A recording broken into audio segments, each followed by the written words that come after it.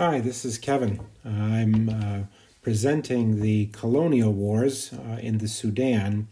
This time, I'm going to give you a little bit of a historical background, but it has its root is the conflict in Egypt and the Sudan during the 1880s and into the 1890s. It really is a fascinating conflict that had global implications at the time.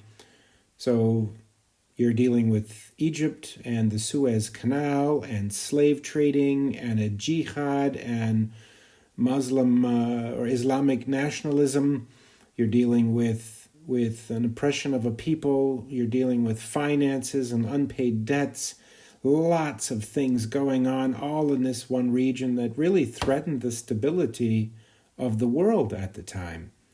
So the English, being very colonial-minded and feeling like they're coming to the rescue, and it was for many different reasons. One, their investment in the Suez Canal, the threat of an Islamic invasion from the south under the Mahdi, the proclaimed successor of the Prophet Muhammad, pushing up from the Sudan, Egypt faltering on their debts.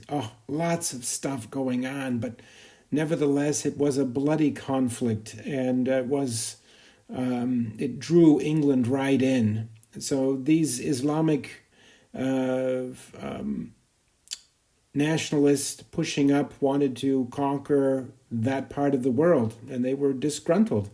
One, because of the slave trade being abolished, their ability to make money being overtaxed, a lot of the same things that happen today. But I've really fell in love with this conflict. One of my dear friends from Chicago, Yonan, got me involved with this, and he's cost me a lot of money, I have to say. I'm not very happy about that. But the history, you can read it yourself. I've got at the end of this video, I've got 4 or 5 books from my collection that I'm going to show of more further reading. As you know, I'm not here to give a history lesson. There's so many other people that can do that and you can read. But I think the conflict in itself is very interesting. It's fascinating, has relevance to today. And so I'm excited about presenting the 3 armies. The first will be the Mahdist, the second the Egyptians, and the third the Brits. I'm going to try to upload them all today in one shot. And I've also done a little bit of a different format with my presentation based on a lot of the questions I'm getting from loyal viewers. But let's move on now to the armies themselves. Now, I'm not an expert on this army, but of all the readings that I've done, I can say that they were swift, fast, and brutal. And they had the ability to hide, very difficult to see.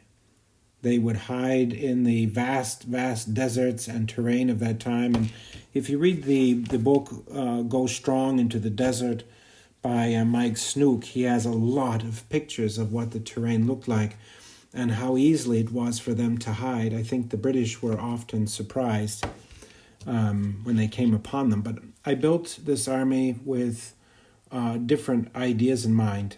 I know that they didn't have, it seemed like a lot of cavalry, but I wanted to have more cavalry than I think they actually did. But I painted the army in large blocks showing a very tribal structure.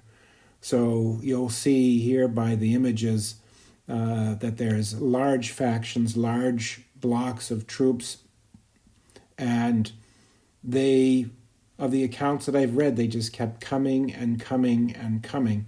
And various different tribes of Africa and the Sudan, there was lots of different peoples, and so I tried to represent those as best as I could. You'll see the various standards of the different groups. They had the green block, they had the blue block, the black block, the red block, and so they were quite well organized and they knew what they were doing. The people believed in what they were fighting for, and they were religious fanatics. And every time you deal with religious fanatics with a belief system, it's very difficult to put down, and even that way till today. So this is a representation of that jihad that happened in the Sudan. So now I'm going to tell you a little bit about the figures, the painting, and the modeling that went into building this army. We've got Essex and Blue Moon are the basis for the figures. There's probably 1,000 figure army. Just those two companies. How it was painted was based on diagrams that I had, mostly in white. I put the Mahdist in white with their... And I tried to build various tribes. So you see the Arabic portion, you see the Jihad, you see the Ansar, and different African Sudanese tribes all mixed into the army. And with their different color tones, their different skins, what they wore. Tried to do good research on the banners and flags.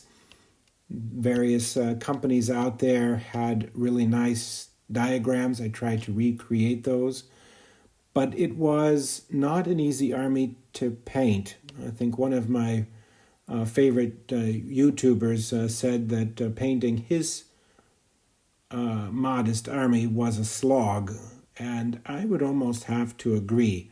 I'm very pleased with it at the end. I used a lot of different materials that I thought were evident of the terrain. I painted their clothing and was a bit of my own interpretation based on photographs, but it was, in the end, very gratifying. So you can see by the pictures here the different tribes that I tried to represent that was a part of that uprising, captured artillery pieces and guns. And so it is, I think, a very colorful army, even though they're all in white. The rules that I chose to use for this army is the black powder set of rules. I really enjoyed the supplement that they put out, Blood on the Nile. They did a great job putting that together. And I think the rules work fine. You can adapt them and change them such to give you the flair of a colonial period. They did a good job of giving you various different options. And so I've just decided that I would use those, although there's a lot of different ones out there. The units that I built are basically 3 40-millimeter stands, so 120 millimeter frontage in depth. So 2 units together form kind of a larger block. A lot of people ask me why I did that, but here you can see the black powder Blood on the Nile. It's very, very good. Now my collection of history books for this, I really love Go Strong into the Desert. Just that was probably the best read yet. I've had other books by Robert Rossi that is also very good, a good flavor. War on the Nile, that's an older rendition, but very informative and helped form some of my opinions and some of my painting. The Mahdist War is also very good, but I think there are dozens of books that will help you to understand this conflict. So now we'll move on to the Egyptians, and I hope that you have enjoyed this.